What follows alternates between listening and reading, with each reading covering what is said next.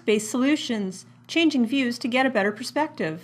MapCast, imagery on demand. In this video, you will learn how to connect to MapCast, display aerial imagery and elevation contours, analyze your own mapping data in context, and explore year-over-year changes in land use patterns. Lesson 4. Explore. MapCast lets you explore past conditions at your site with historical imagery. I'll zoom into an area near the airport where I know there's been some development. For this area, I've already loaded the imagery for Mississauga 2008 and 2014 and Peel Region 2015, which contains Mississauga. By switching the visibility of the 2008 and 2014 imagery off and on, I can see the new Up Express tracks leading into the terminal. The 2015 imagery shows even more changes to the parking lots and roads surrounding the Up Express project. Now we'll look back at 2008 and see what the area looked like under construction. Using landmarks you see in the historical imagery that existed in the past is an easy way to position your historical vector mapping data. Updating portions of your legacy files can be done by digitizing over the changes you see in the image. Here, you can see changes to the woodlot where the 407 extension was built. Most areas in Ontario have multiple image sets listed by year, as you can see in the tree structure.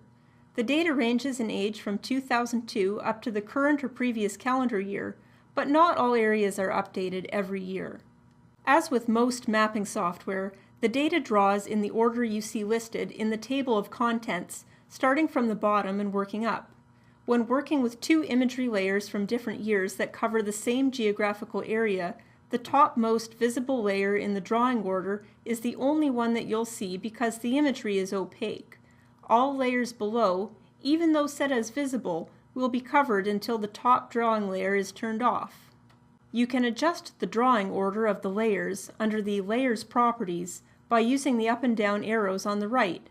Keeping the layers in chronological order will be helpful to managing the data in your project more intuitively. All imagery is taken in early spring unless otherwise noted as fall imagery. This is done so ground features will always be visible without being obscured by foliage. In situations where you want to simultaneously view two images at once, the transparency can be adjusted. Transparency must be applied to the entire MapCast layer, but not for or between individual layers. If you need to see two layers at the same time, duplicate your MapCast connection in the table of contents and adjust the transparency properties separately.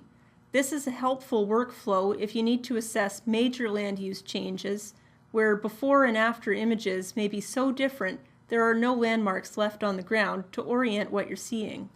If you need to research historical conditions to support a legal action, to assess property values or changes to the environment, for example, MapCast imagery provides objective, date-stamped documentation of past conditions that make it easy to visualize changes to the landscape over time and communicate the information with others.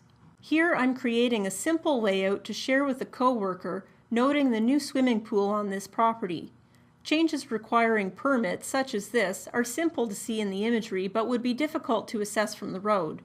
The imagery also makes it easy to confirm bylaw compliance, such as proper fencing and setbacks from property lines, using the measurement tools we looked at earlier. If you need imagery updated for a specific location, you can contact First-based Solutions about a quote for custom aerial imagery acquisition services, topographic mapping, or any type of custom map compilation. You've now completed the Explore portion of the tutorial. For more information and to subscribe to MapCast, please visit firstbasedsolutions.com.